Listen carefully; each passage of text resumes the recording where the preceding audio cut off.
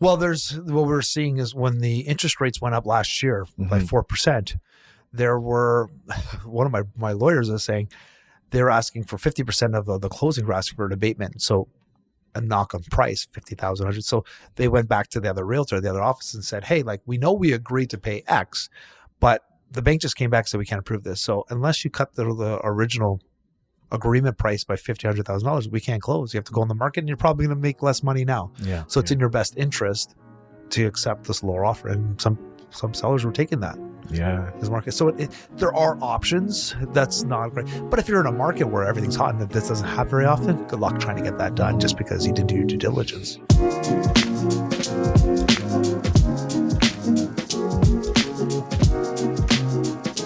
Welcome back, everybody. This is episode 23 of the DC Talks podcast. I'm your co-host, Agent 00, Onosinde, in the DC headquarters with the main man himself, David Chinelli. I still laugh every single time you say that. People are going to get bored of me laughing every time you say it. I know, but it's never going to get old. It is what it is. It is never going to get old. DC, how you doing? Stop using that weird moniker either.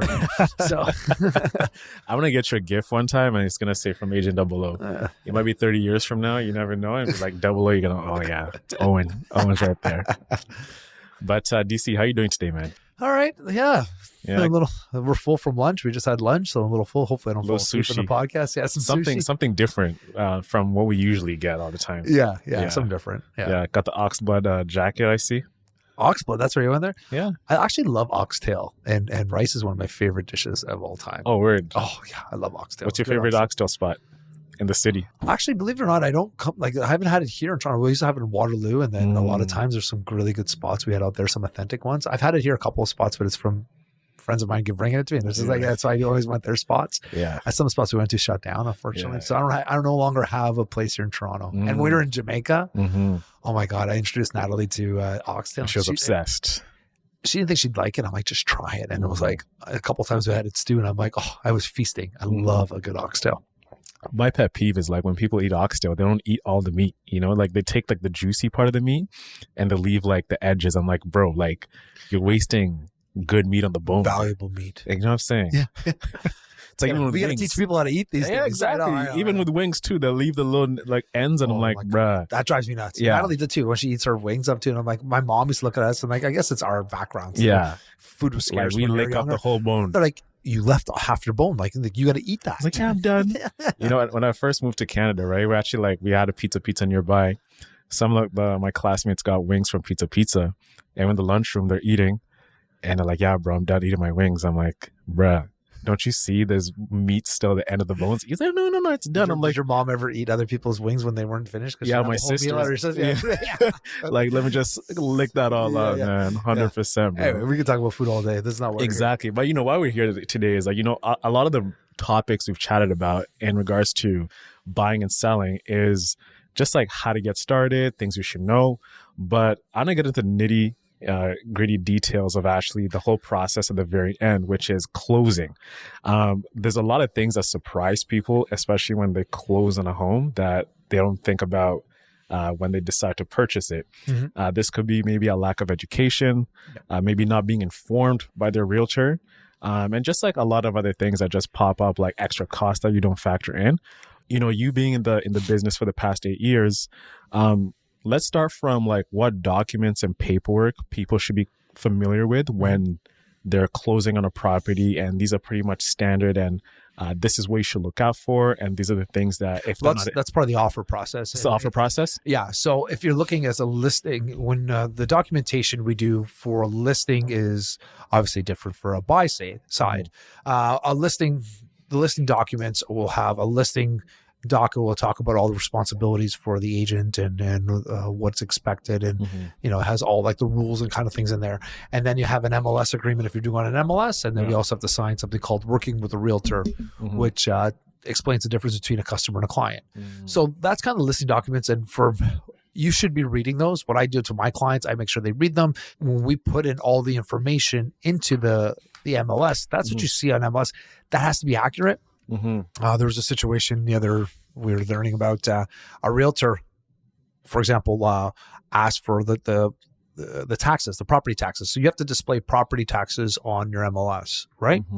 and he only did the interim, which was half the amount, right? So he put on there, so person purchased the property. He didn't put that it was in the interim amount, and he ended up getting sued $12,000 because he put the wrong number for taxes, because they, it's falsely, telling people how much tax, because again, it could be half the amount. So if it's only $10,000, if it's $10,000 a year, it's like 10,000, like that's something you factor in, right? So it's a big deal. So you as a seller should be reading everything you sign. I don't care if you're buying or selling, you should be reading everything you sign. So what we'll do is, like, I will take the documents and I'll fill everything out on my end, or Julia will help me, or and I send it off to the clients. I said, please read all this. They already know what's coming, and let me know if you have any changes or if they have any questions. Okay. And so we give them time. There's not, we don't do it like the minute before. I've sold houses before with people, and I've never read the documents. I didn't even know what was contained in them. I didn't even know what the percentages we were paying. They were just like, just sign here and here. Left a bad taste in my mouth. I would never do that again. So that's one of the things. On the buy side, you have to sign a buyer representation agreement with your realtor, showing what areas are in there, what you get paid. And it's good for both sides, because it shows the obligations of the agent, and it also, so in case they do something unscrupulous, it protects you as the buyer. And as the buying agent, it also protects you, that if you're working with a client, you spend a lot of time and energy and money on, showing the properties, that they just don't go in an open house and then buy a house with another agent after you've done all this work. So it kind of works both ways. It's basically a marriage between the two of you. So it's good. You need both of those for any transactions. Now, so those are kind of understandable. On the buy side, when you are, when it comes to an agreement, there's certain things in agreement that both sides need to read and agree on, right? So there's the biggest ones are, the closing date, when this property closes, what is the purchase amount, what is the deposit, are there any conditions? Those are the big ones. And how good is this offer, a good until. So to make sure there's no ambiguity and there's no surprises when I have a buying client, what I do is I like to make sure they know all these things that goes into an offer.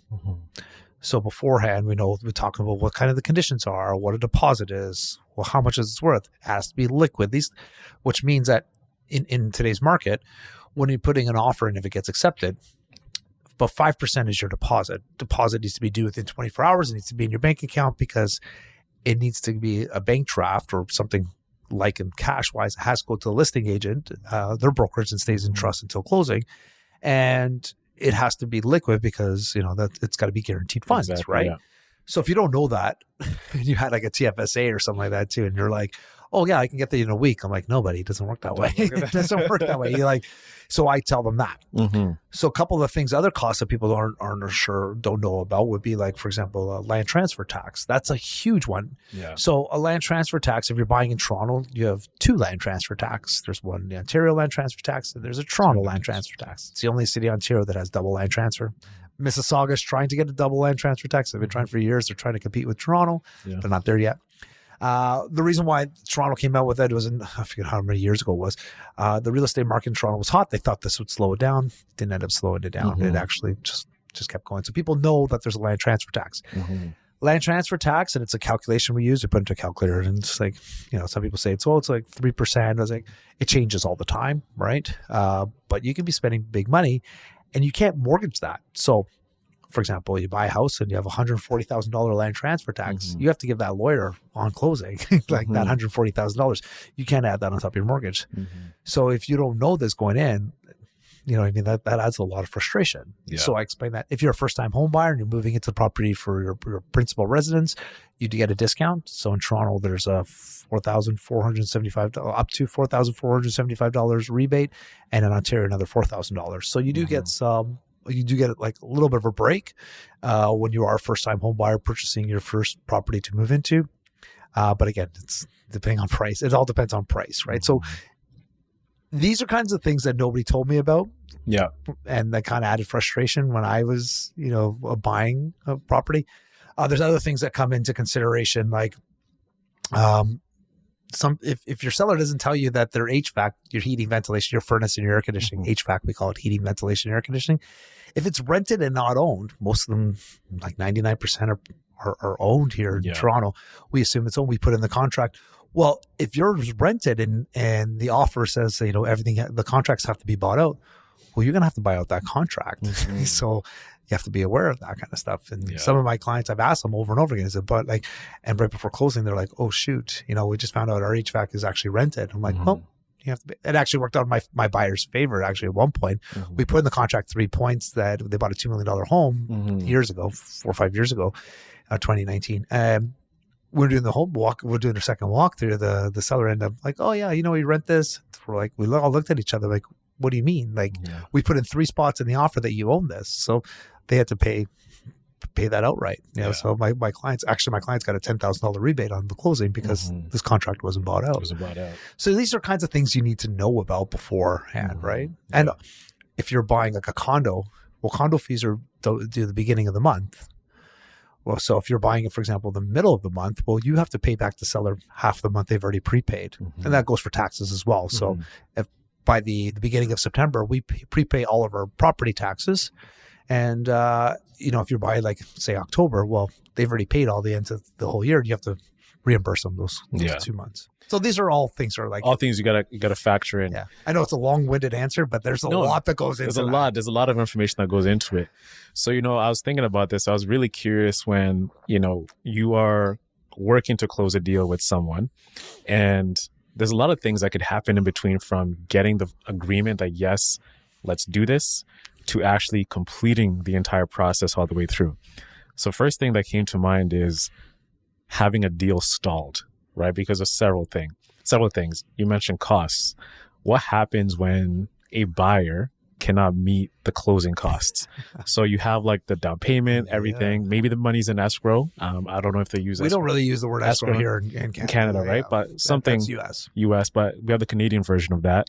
So the money's there and everything, but then, hey, they've put in all their savings into this thing and they don't have the money to complete the purchase. You as a realtor, what do you do in that situation? Well, we don't panic. That's the first thing you don't do. Yeah, we kind of go through the financials first off. Like the one of the reasons why we don't you make sure that they have the financials. So you Mhm. talk with your mortgage broker, you figure all this stuff, and you kind of map it out. If there's might be an extenuating circumstances, they don't have, say they're missing $100,000. Well, what can we do? So we maybe go back to the mortgage broker. We talk to them. Is it possible to get more money out from the lenders? Out of one possibility.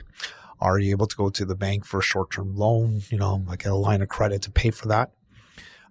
Family members, can you get a gift letter or something like that too? The reason why we want to do it, it's better to close the property and owe somebody else money than not to close on the property, because you can get sued severely. So what happens is, if it comes to a situation where you got to get to closing, you can't close. Your lawyer can ask for an extension to see if they can get some funds, but you're going to have to pay for that. Mhm. So the lawyer said, sure, we'll give you an extra week, but it'll cost you $5,000 or $10,000 because there's carrying costs and we have to pay for the lawyer fees and et cetera, right? So you might have to take that. If you don't close on it, what happens is that you get sued, because there's a lot of, so you can get sued for more than just your deposit. Your deposit stays in, that you've given, that 5% stays in the trust account. Now, if the buyer doesn't go through it, that the seller doesn't get that money, it still stays in the trust account. We have to determine what happens with that. So the seller will then sue the buyer.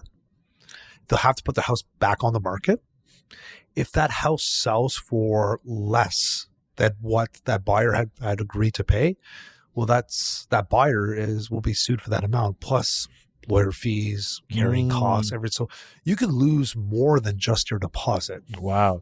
And that's the thing too, as civilians who are looking at properties each and every single day, maybe the first time home buyer, they don't really think about these things, because home ownership and viewing homes has become like this process where it's like you're window shopping pretty much, and you can actually put your offer in there and you expect no consequences that come with it when you actually go through with it. So I'm surprised to hear that there are things that, if you cannot meet the cost, is actually a liable lawsuit that you can actually get, It was set up. That's why, if you saw in the crisis we had in 2008 with a subprime mortgage in the US, and I was a treasury analyst, I knew. So a lot of, at the time, we saw the markets just totally tank. In Canada, we stayed pretty strong because we didn't have the subprime mortgage. So subprime mortgage in those times was like, sometimes they were getting 120% of the value of the home to borrow.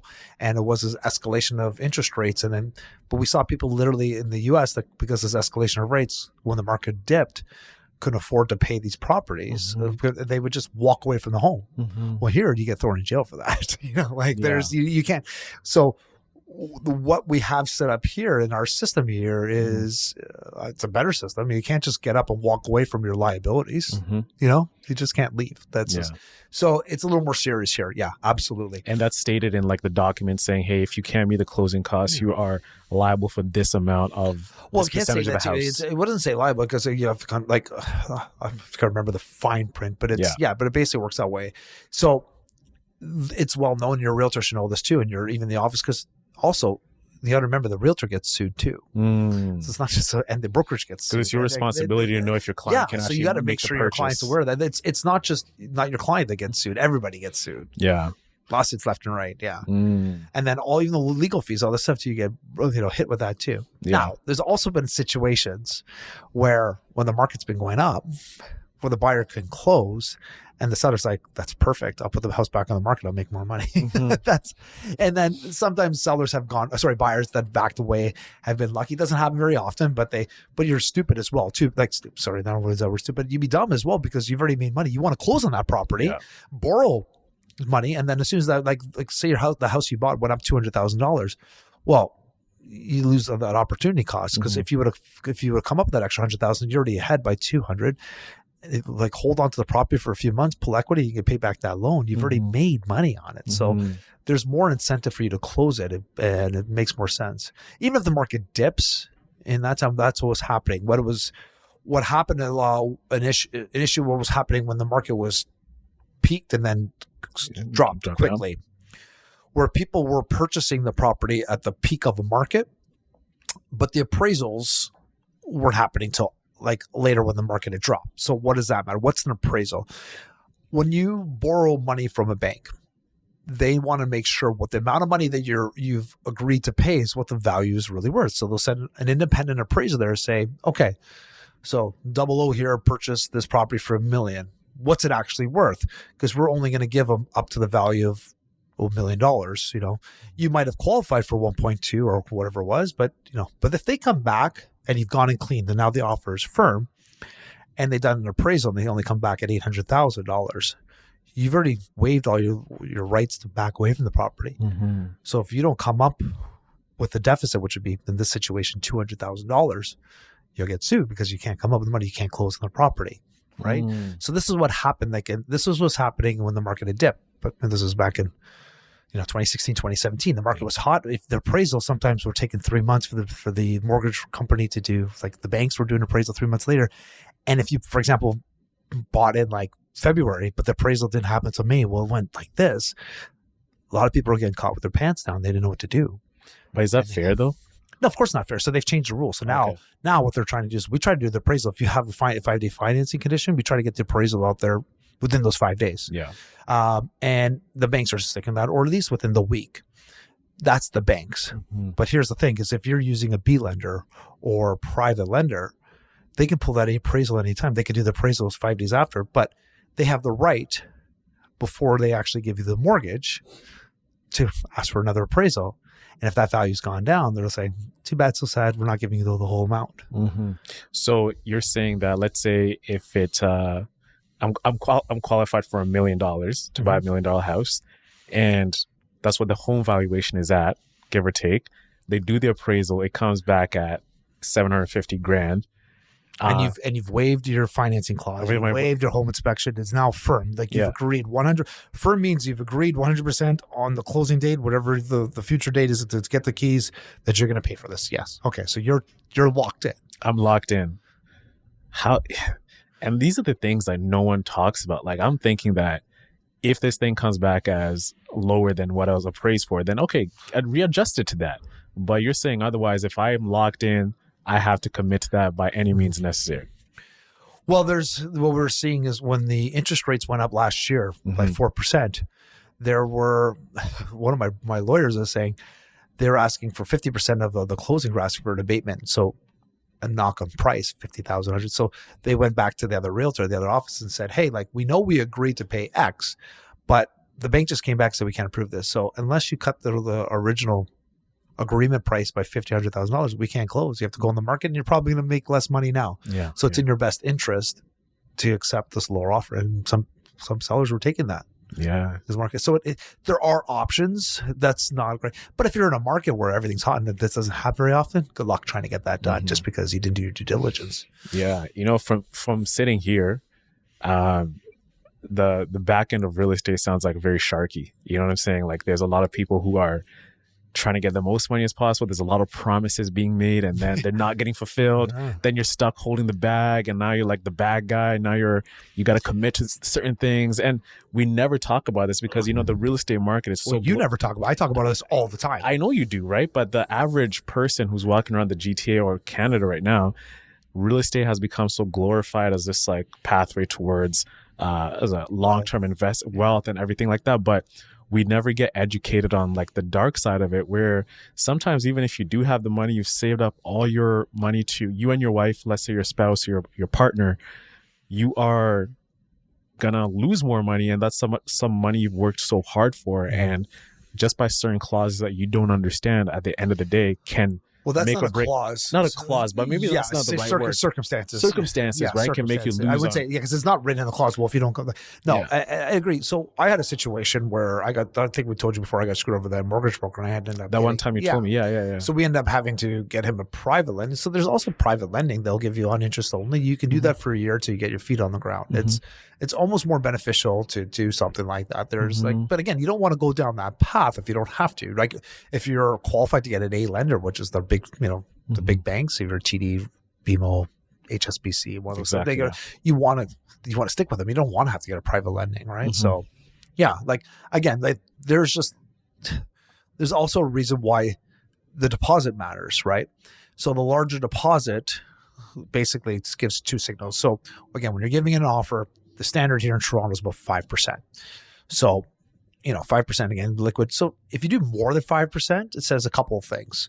One, you can probably afford more than the 5%. You already have the money in your bank account. It sends a good signal to the seller. Two, I'm not going to walk away from this money. That's a lot more. That's a large sum of money, which either gets tied up or maybe lose completely, so they don't want to walk. So the seller has more confidence in a higher deposit. They're not going to lose out on it. So that's why we ask for a large deposit. If I had this one time, when I was really green, I double-ended a deal. Remember, double-ended means, I was both buyer and the seller, and the buyers only wanted to give me $5,000 as a deposit. Again, granted, it was a $450,000 purchase, wasn't crazy, but they only wanted $5,000. And the guy was at the end of it. He goes, I remember the couple had broke up, and he was not the nicest person in the world. He was just going to walk away from the property. I'm like, he goes, well, it's only $5,000. I'm like, no, you don't get it. Like, it's not just $5,000, right? Yeah. So sure, you don't have $5,000 in your pocket now, but you can get sued. And it might take years and years to get out, but you'll get sued. Yeah. I was talking earlier about like window shopping, how shopping for real estate is like going to the mall or something like that. When you go to the mall, What mall are you shopping at? maybe Yorkdale or something like that. I haven't been to Sherwood Gardens in a minute, so I might as well touch that. It's IKEA. And can a buyer have buyer's remorse? So let's say we've closed on a deal. You've gotten the money from me, and I'm like, man, I don't think I want this house anymore. Can I go back to the seller and be like, hey, Ashley, you know what? I don't want to go through with the deal anymore. What are the consequences of that? So you're back to so you're probably gonna have to close it. You can ask to see if you're able to sell it to somebody else. I get you do an amendment or something along those lines if you can find it off market. Again, it hasn't happened to me, and I can knock on wood. I hope it never happens to me, because that's a really shitty situation to be in.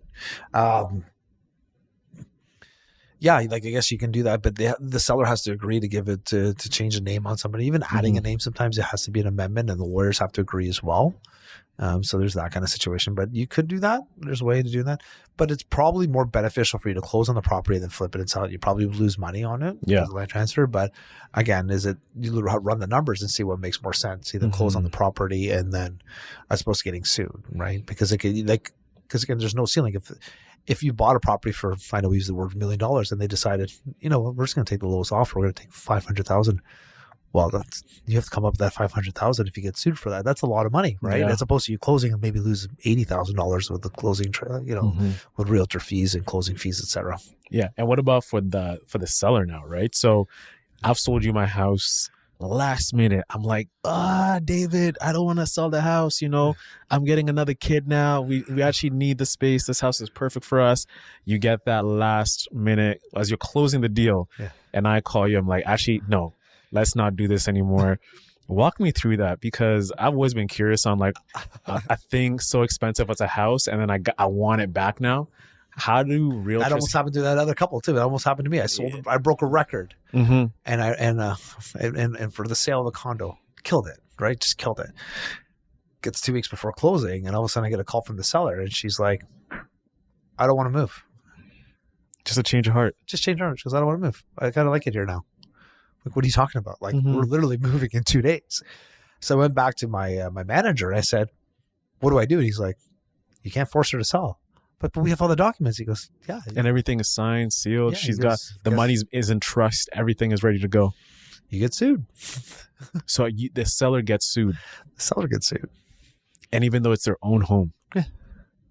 So, but again, you might not win the court case. Like, it matters. Like, again, just because you can get sued doesn't mean it's an automatic, right? mm-hmm.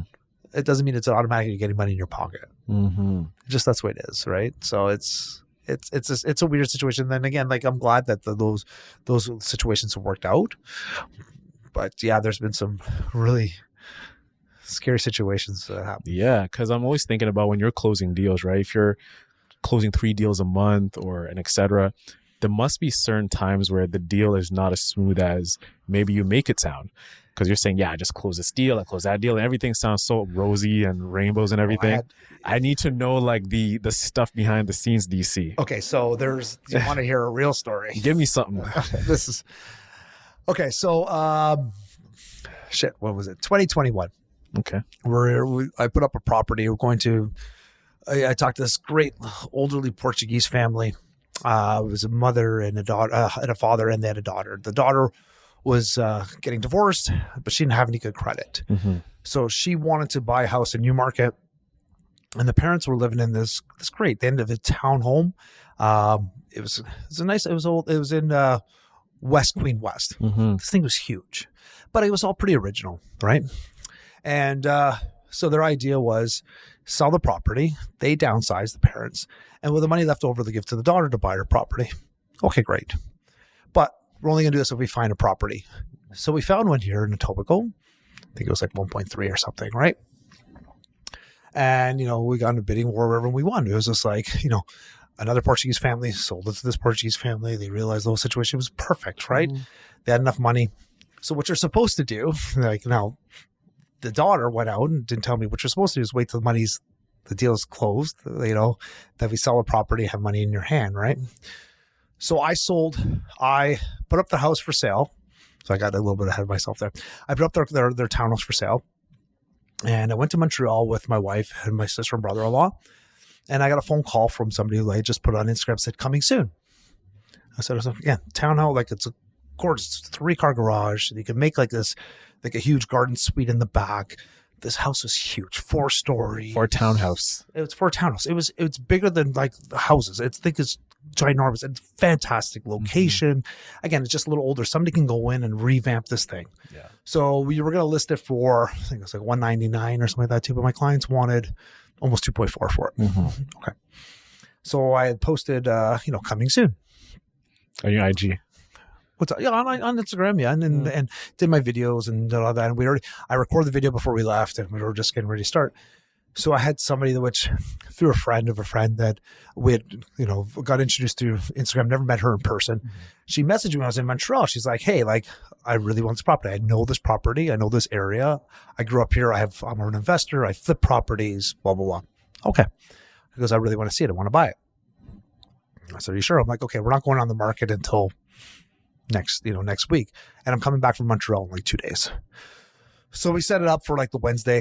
She came, she saw the property. I'm like, okay, Like, well, she pushed it. I'm like, and she started pushing things over. I'm like, okay, we're supposed to go on the market on Tuesday, but because you want to see it, you can only see it on Wednesday. This is kind of leading up to this. It's just one of these weird persons you just couldn't get in touch with, right?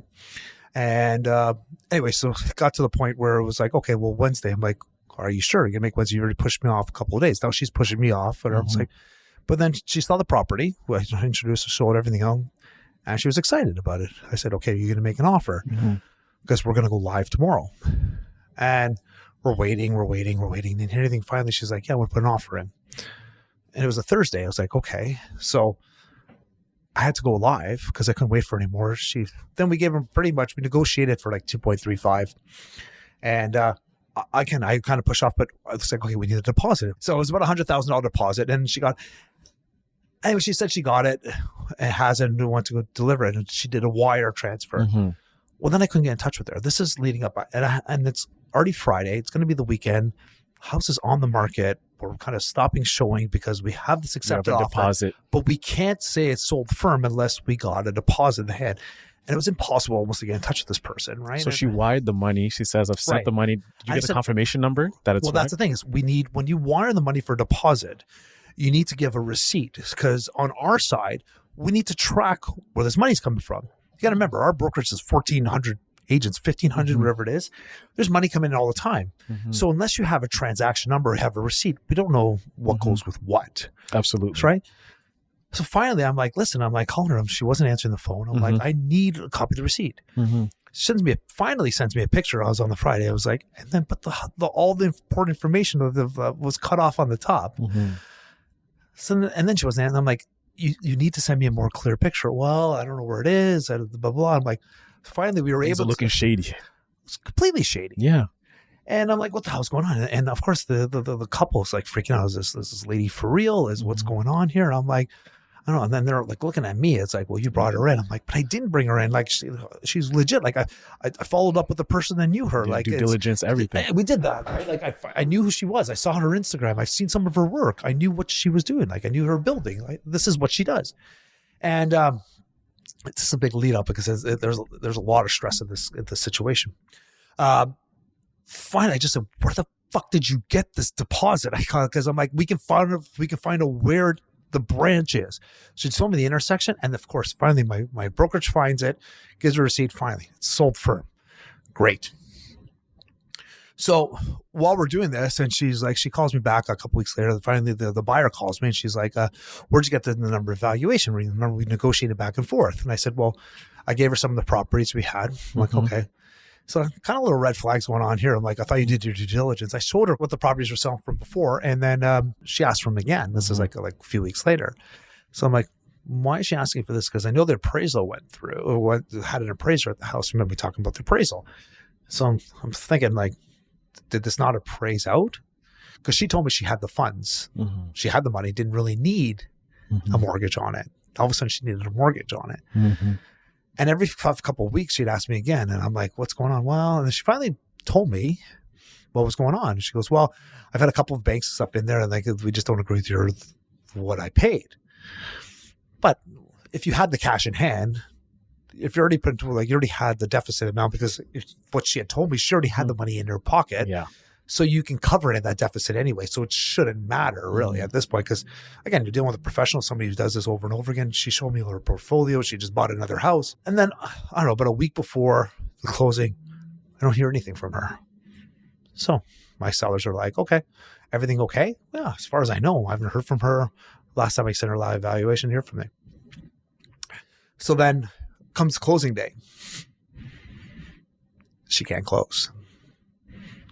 I'm like, what do you mean? So our lawyer calls me like their lawyer, and she's like, she doesn't have the money. She only has 1.9 of it for 2.35, the 2.35. Like, what do you mean? She's like, then her lawyer says to us, I think you should just take the money she has and go with that. I'm like, trying to finesse you last minute.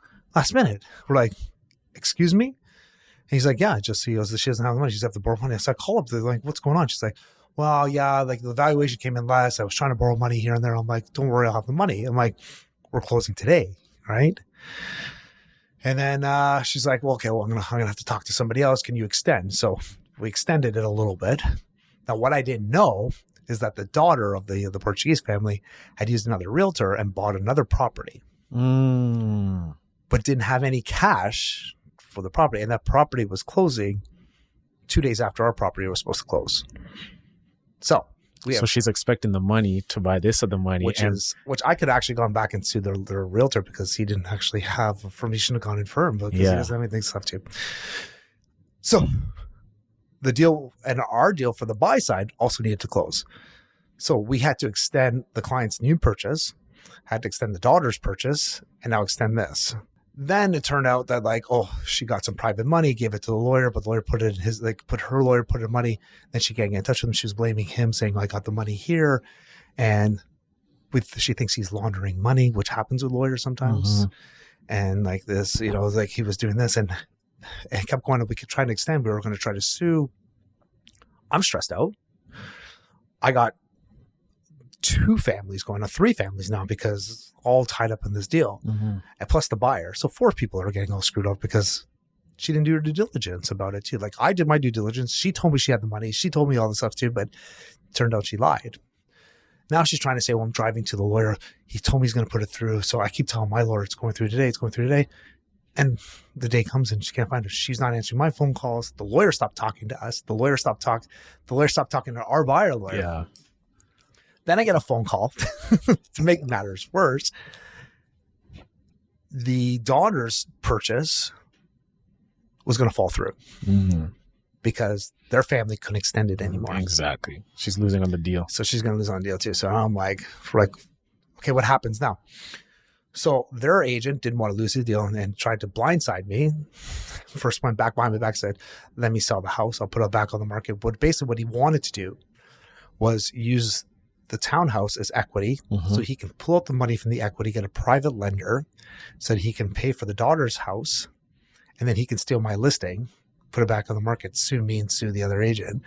And the parents would have lost the new house they bought. They probably got less money, but yet he'd get the deal for the buy and then screw me over for the sale. And I would lose both those 2 deals. And he's just trying. It was a Friday night, and before he tried to pressure me to cancel the listing, and I'm like, all of a sudden I'm sitting there, and this week this has gone on for 2.5 weeks.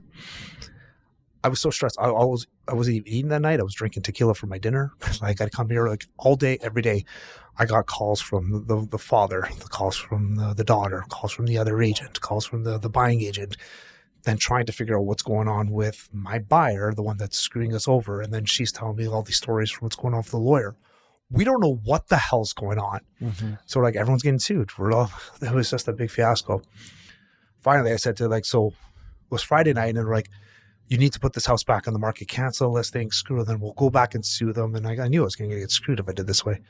So I had an epiphany. I turned to the daughter. I called up the daughter and I said, how much money do you need to close? And she's like, why? I said, well, you're wanting to pull equity from your parents' house in order to close because you don't have a mortgage. Is that what the whole deal is? You need cash, right? She goes, yeah. Well, this other realtor is going to lend me money from a private lender. It's going to cost me $40,000 to lend the money. It's going to cost me 15% in interest and blah, blah, blah. He's basically bending her over and making money on that side too. I said, how about this? If I can come up with the money, it's $750,000. I said, if I can come up with the money by Monday, then I give you a private mortgage. I give you a little rate until your parents' place closes. It'll buy some time, and I won't charge you interest. I can only charge you a small interest. Would that solve your issue? So we can just put you aside. She's like, you think you can do that? I'm like, let me make some phone calls. $750K. Yeah. By Monday, pretty much. So this is a Thursday. So you're working. This is Friday. So you're working weekend to get 750 racks. I was lucky enough. Called my lawyer. Yeah. That was doing the deal. Am I allowed to do this? Called my manager. Am I allowed to do this? They're like, well, yeah, you're allowed to do it. Are you sure you want to do it? Is the question. Because if she doesn't pay you, then you own a house in Newmarket. I'm like, I don't want a house in Newmarket, but yeah, basically. So I made a couple phone calls and then I called my lawyer to organize this. And the other agent was calling me on the weekend. He's like yelling at me, like, how come not answer the phone? I'm like, I'm working on something. I did all this work. I got all these things set up just to get them. Like, you did all this work to fuck me over is what you did. I'm like, so I didn't answer the call. So on Monday, she got her mortgage from my lawyer. I got her $750,000. This was your own money. Well, yeah, some borrowed. Yeah. Yeah. It's in the corporation. I was able to lend some money.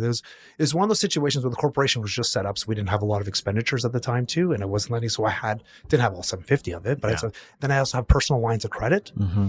So you have to pull all that out. So I pulled all of it out. Took a huge leap of faith in myself. See, guys, this is why he's David Chinelli, man. Top 2% in the city. I won't do this again. So don't come to me. I won't be doing this again. But he goes above and beyond for you. Yeah. So literally, I went in. Yeah. I gave her $750. I charged her I forget the amount. We went through her, and within a week, all the deals closed. That other agent never even called me back to say thank you. What a snaky guy, man. Saved his fucking deal. Not even a phone call to say thank you. He wouldn't even actually. When I tried to get the information on Saturday, because I needed to know what the property was, what the MLS listing was, what the purchase price was, the APS, the agreement of purchase sale, he wouldn't even answer my phone calls. He was trying to screw me even that way.